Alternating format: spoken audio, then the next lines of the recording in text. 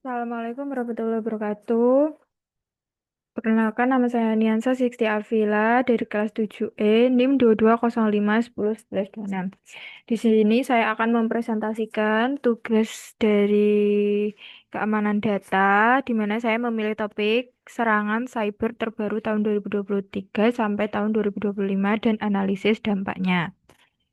Sebelum masuk materi, saya akan menampilkan dua video berita resmi yang saya ambil dari YouTube.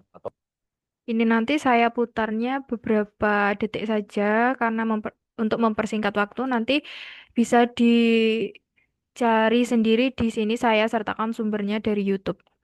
Link YouTube-nya. Informasi lainnya, Pusat Data Nasional atau PDN terkena gangguan akibat serangan siber ransomware. Tim Forensik Badan Siber dan Sandi Negara atau BSSN akan bekerja sama dengan Polri demi menginvestigasi kasus serangan siber tersebut.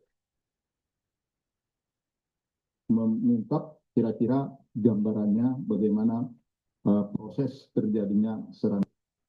Jadi di video tersebut menunjukkan bahwa serangan cyber yang menargetkan infrastruktur penting seperti pusat data nasional bukanlah sekedar teori, tetapi kejadian nyata yang tengah ditangani oleh otoritas keamanan. Dalam kasus ini, BSSN menggandeng bersama Polri untuk mengungkap aktor dalam dibalik itu semua dan metode serangannya apa yang diduga menggunakan ransomware dan menyebabkan gangguan layanan serta potensi ancaman terhadap data pemerintah. Setelah itu saya akan menampilkan video yang kedua. Ini berita resmi juga saya ambil dari YouTube. Nanti kalau ingin lihat fullnya bisa mengunjungi laman Ya, banyak sekali kita kejadian.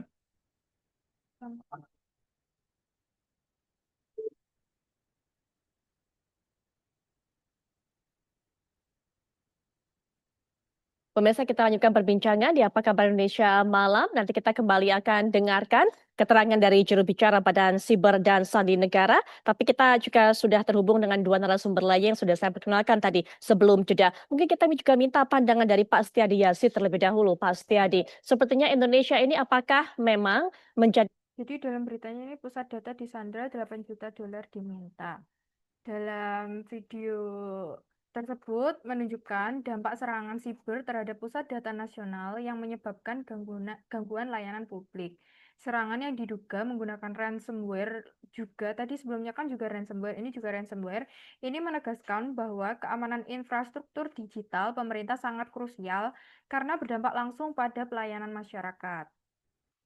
Setelah itu kita lanjut ke materi karena untuk mempersingkat waktu nanti bisa mengunjungi YouTube ini. Linknya saya sertakan.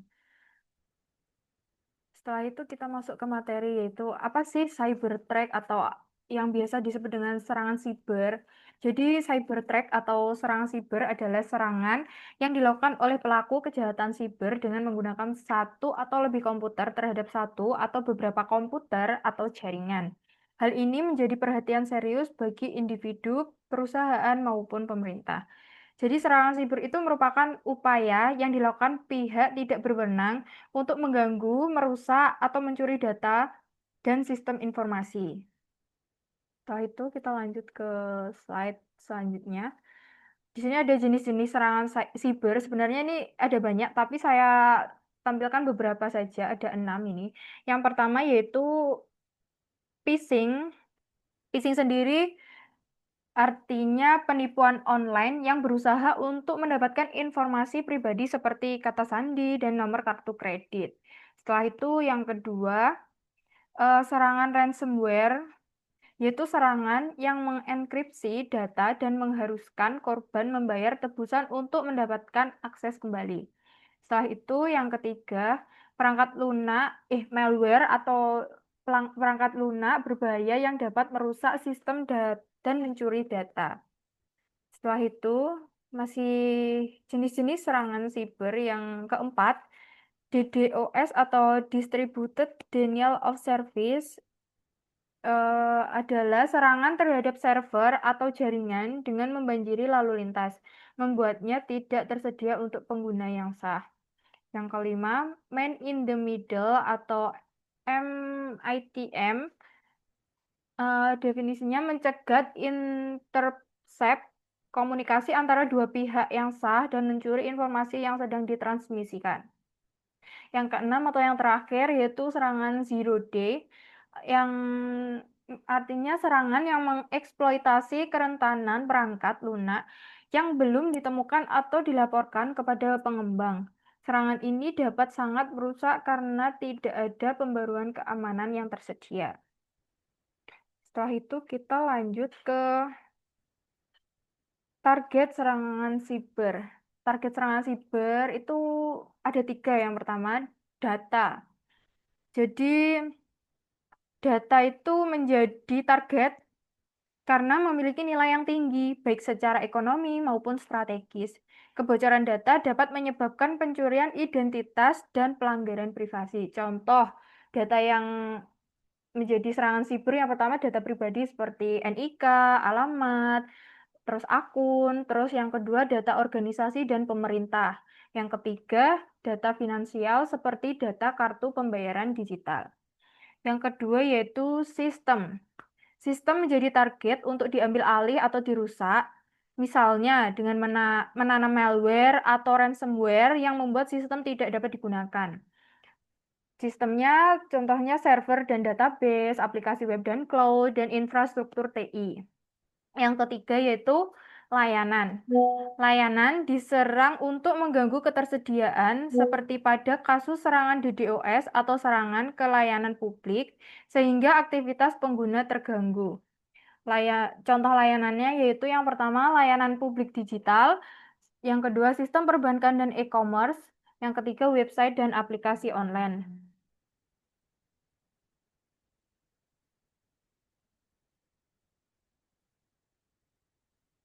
Setelah itu kita lanjut ke tren. Ini ada tren serangan siber tahun 2023 sampai 2025. Yang pertama yaitu peningkatan serangan ransomware. Yang paling banyak itu serangan siber itu yaitu ransomware ini. Yang kedua, phishing semakin canggih. Yang ketiga, target bergeser ke sektor publik.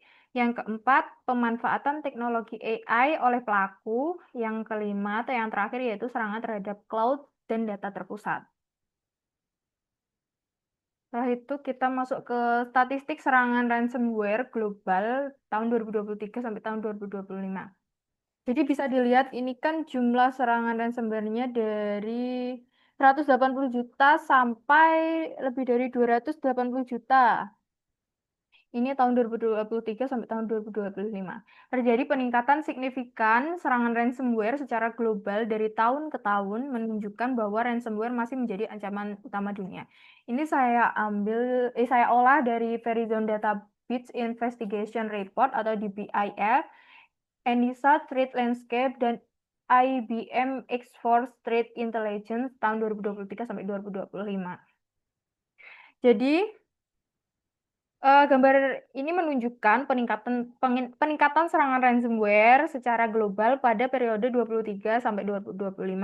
Terlihat adanya kenaikan yang konsisten setiap tahunnya yang mengindikasikan bahwa ransomware masih menjadi salah satu ancaman cyber paling dominan di tingkat internasional. Peningkatan ini dipicu oleh beberapa faktor, antara lain semakin luasnya digitalisasi layanan publik dan bisnis, lemahnya pengamanan sistem, serta berkembangnya model ransomware as a service yang memudahkan pelaku kejahatan siber melakukan serangan tanpa keahlian teknis yang tinggi. Setelah itu,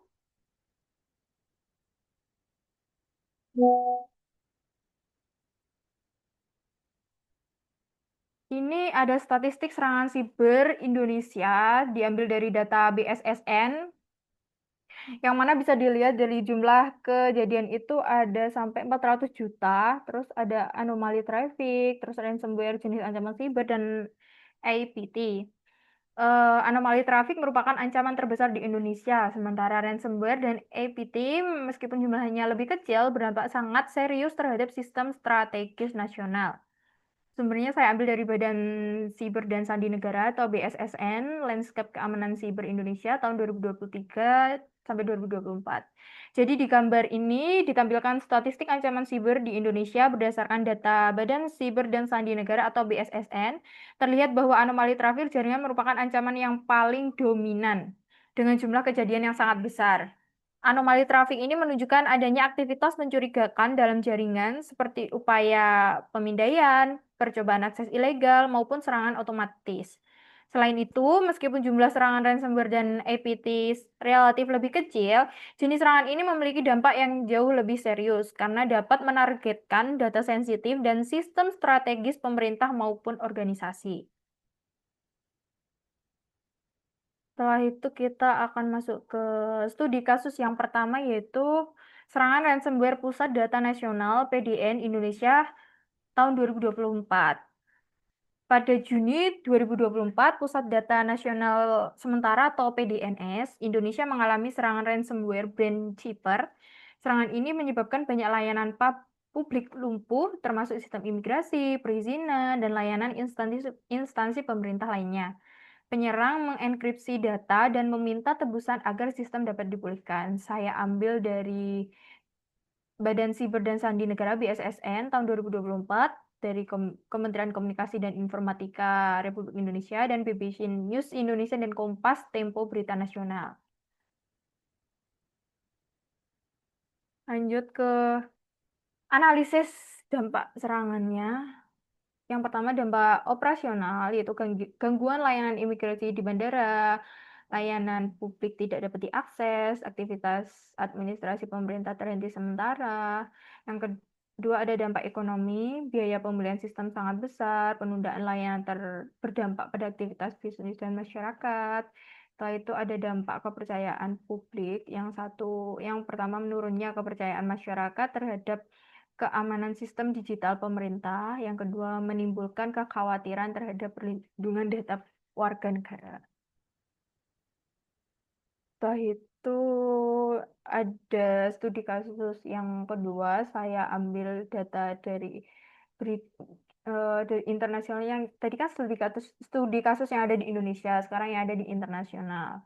Sama ransomware, karena memang ransomware itu serangan siber yang paling tinggi. Serangan ransomware NGM Research International tahun 2023 di Amerika Serikat. Pada September 2023, MGM Research International, salah satu perusahaan perhotelan dan kasino terbesar di dunia, mengalami serangan ransomware dan social engineering. Penyerang memanfaatkan rekayasa sosial melalui helpdesk IT, lalu mengambil alih sistem internal perusahaan.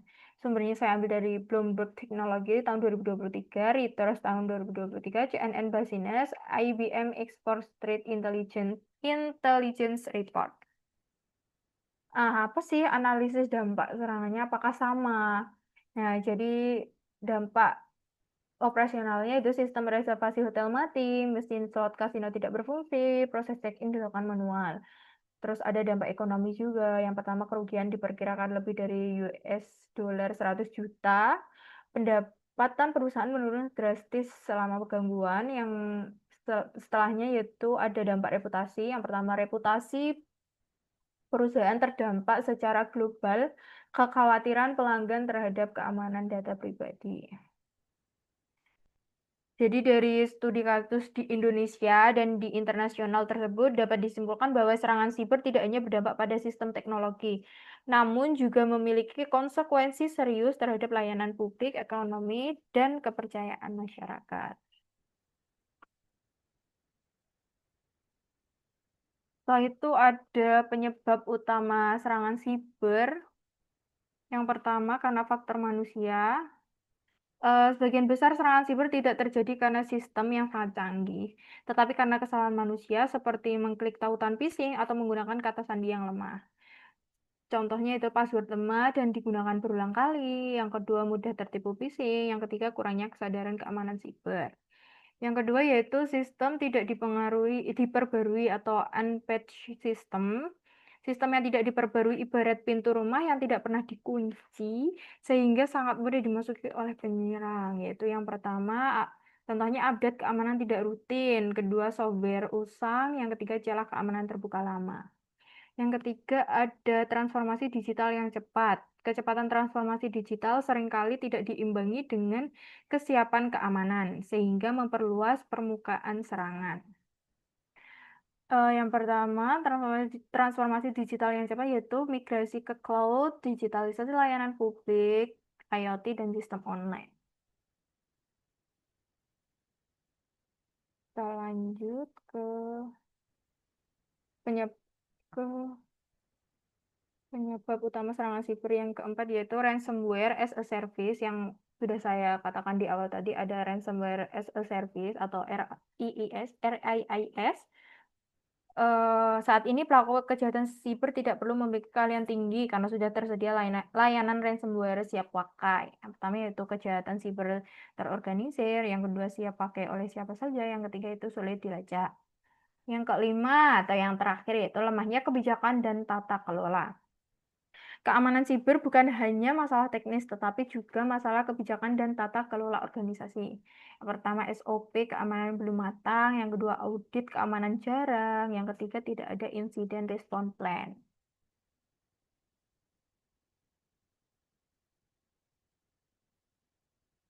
Izin minum dulu. Setelah itu ada tantangan keamanan siber. Apa saja sih tantangan keamanan siber itu? Yang pertama, ada kekurangan SDM keamanan siber. Jadi keterbatasan SDM membuat banyak organisasi tidak mampu merespon insiden secara cepat dan tepat. Jadi kurangnya tenaga ahli, beban kerja tinggi, ketergantungan vendor.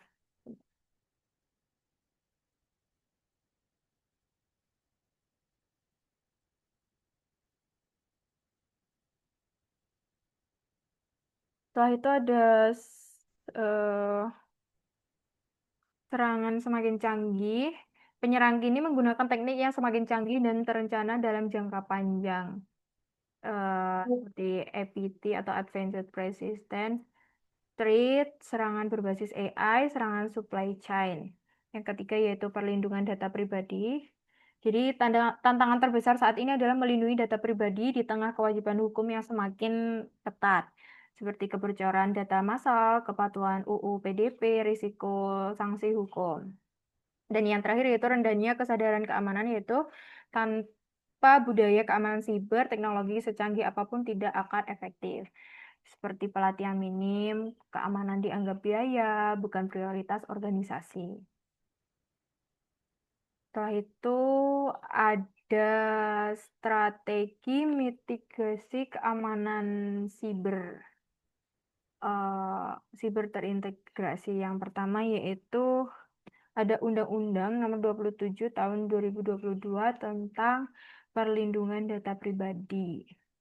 Yang kedua ada Peraturan Pemerintah Nomor 71 Tahun 2019 tentang penyelenggaraan sistem dan transaksi elektronik.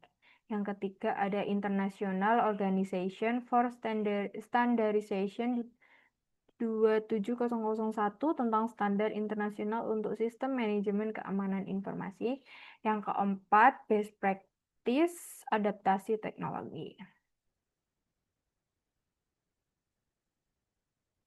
Jadi melihat berbagai penyebab dan tantangan yang ada sebelumnya tadi, diperlukan upaya mitigasi yang barusan saya omongkan untuk menghadapi yang saya bacakan, untuk menghadapi ancaman siber di masa depan nantinya. Dan yang terakhir ada kesimpulan. Jadi sebagai kesimpulan, ancaman siber merupakan tantangan nyata yang terus meningkat baik secara global maupun di Indonesia. Dampaknya tidak hanya pada sistem teknologi, tetapi juga pada layanan publik dan kepercayaan masyarakat. Oleh karena itu, diperlukan strategi keamanan siber yang komprehensif, berbasis regulasi, standar internasional, serta praktik terbaik modern agar sistem digital dapat berjalan secara aman dan berkelanjutan. Jadi sekian presentasi dari saya. Ada kurang lebihnya saya mohon maaf karena di sini saya masih belajar. Wassalamualaikum warahmatullahi wabarakatuh.